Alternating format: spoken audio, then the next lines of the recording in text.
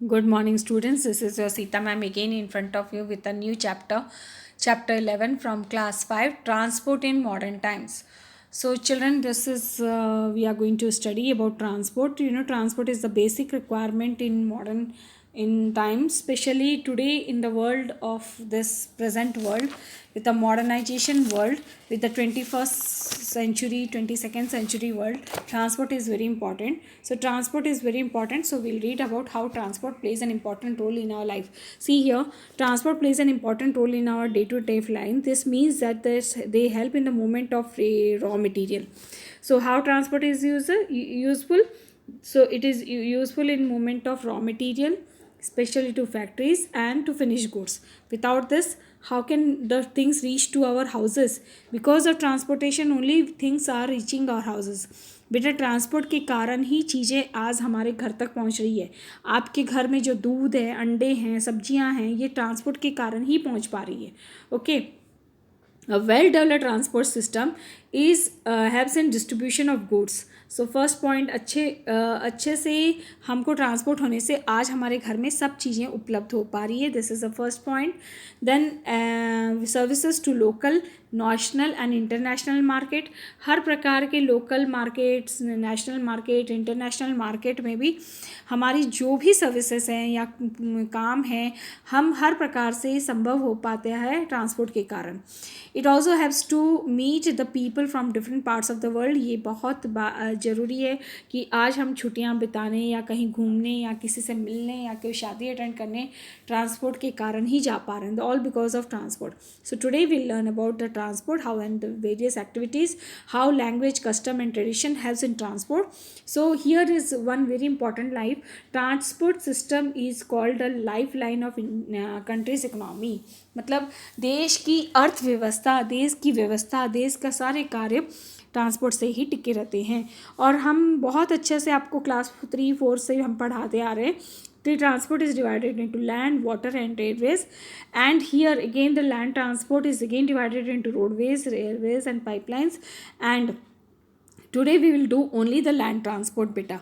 Okay, see here after since independence, India has the greatest advancement in the transport system. The development in science and technology helped to replace the earlier steam engine with petrol and in electric engine.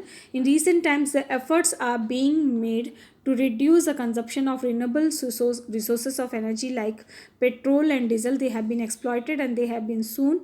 Hence the urgent need to increase the use of solar power and other sources of energy that can be renewed easily. Great progress have also been made in improving the speed and the comfort of modern vehicles with new invention.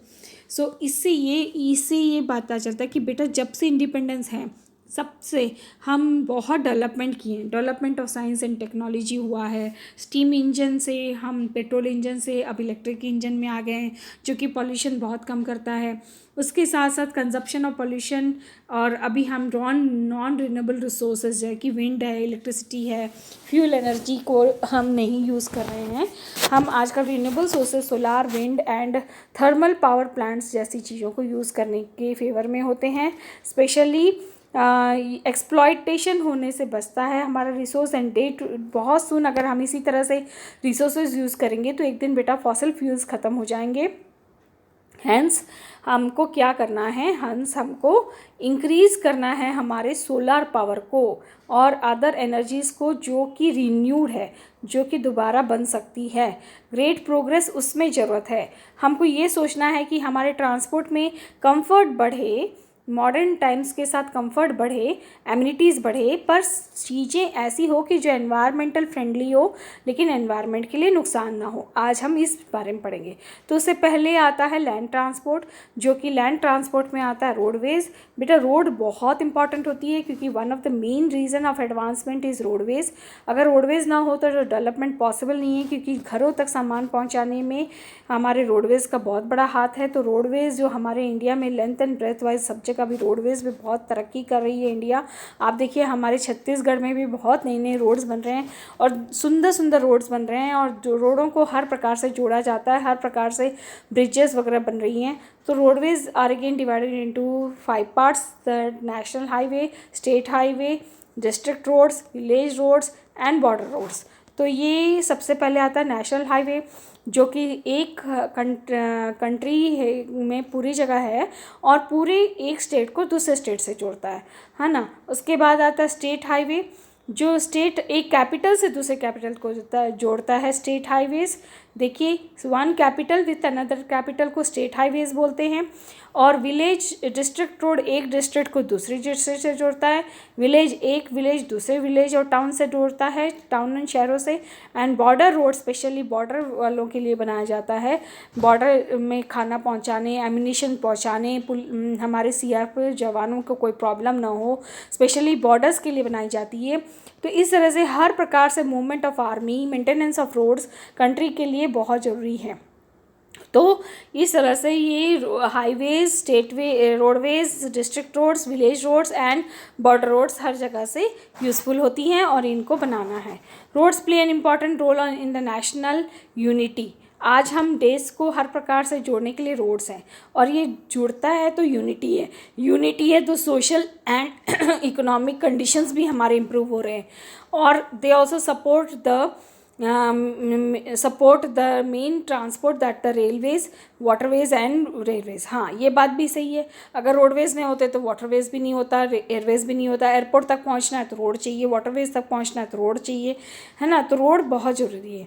They supply as goods and services and these areas where they are required, but unfortunately the unrestricted increase in the number of vehicles has created the problem of traffic jam, road accidents and pollution।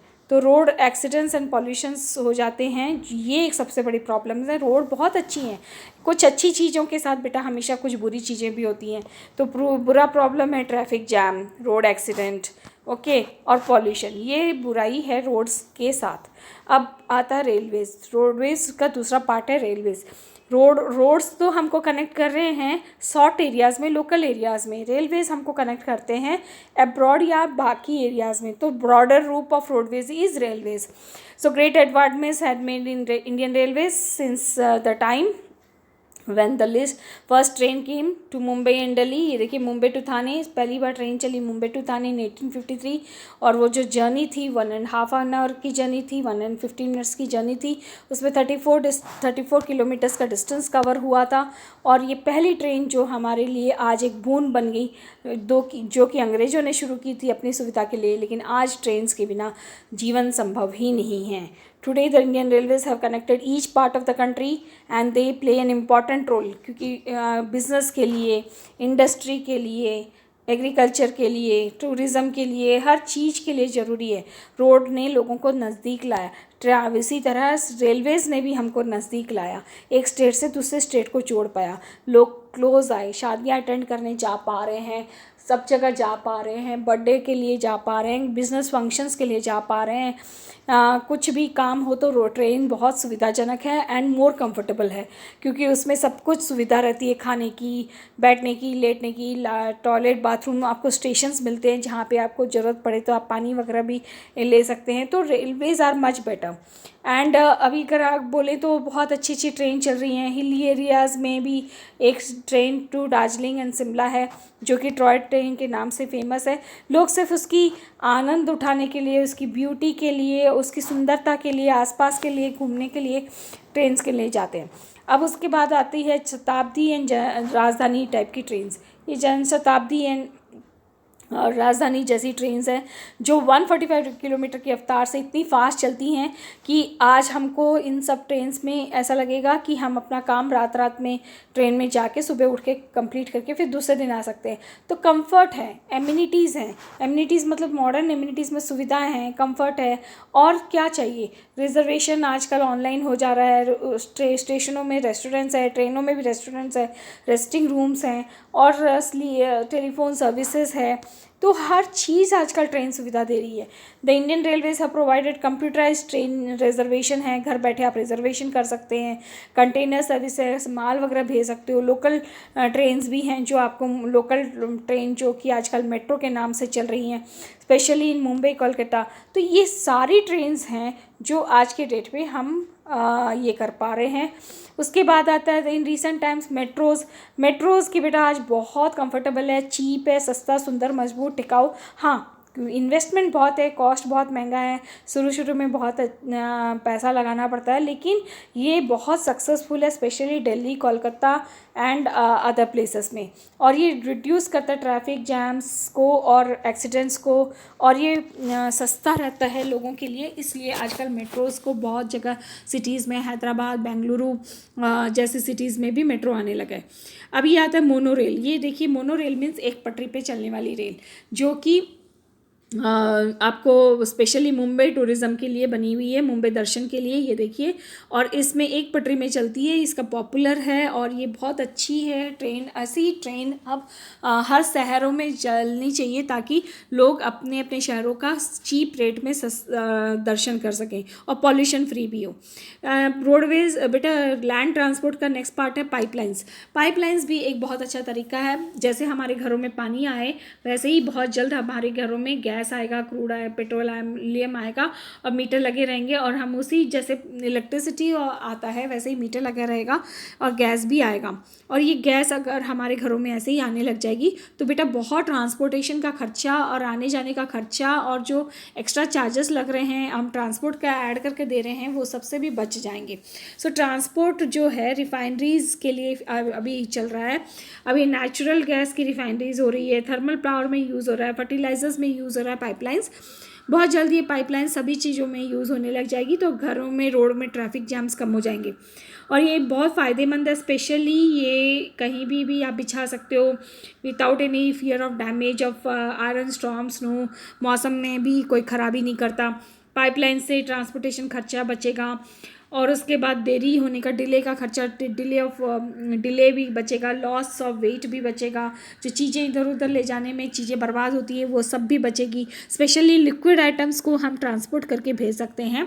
तो बहुत जल्द हमारे घरों में जैसे electricity आती है pipeline से, वैसे ही पानी पाइपलाइन से आ ही रहा है। अब बहुत जल्द पेट्रोल, डीजल या गैस, इन सब को भी पाइपलाइंस बिछाने की व्यवस्था की जा रही है हमारे देश में। हाँ, पेट्रोल नहीं आ सकता, डीजल नहीं आ सकता क्योंकि वो थोड़ी रिस्की है। गैस पाइपलाइंस बहुत शहरों में, बहुत सारे फॉरेन कंट्रीज़ में तो बिछ गई हैं। बहुत जल्द हमारे मॉल्स में भी आजकल पाइपलाइंस गैस की नीचे कनेक्शन रहते हैं, वहीं से कुछ बिग सिटीज़ में, बड़े बड़े कॉम्प्लेक्स में नीचे पाइपलाइंस रहती हैं गैस की। बहुत जल्द काफ़ी आम हो जाएगा जब घरों में पाइपलाइंस के थ्रू गैस आने लग जाएंगी। आज यहीं तक कि लैंड ट्रांसपोर्ट के लिए हम इतना ही करेंगे। वाटर ट्रांसपोर्ट हम नेक्स्ट वीडियो में करेंगे। Take care.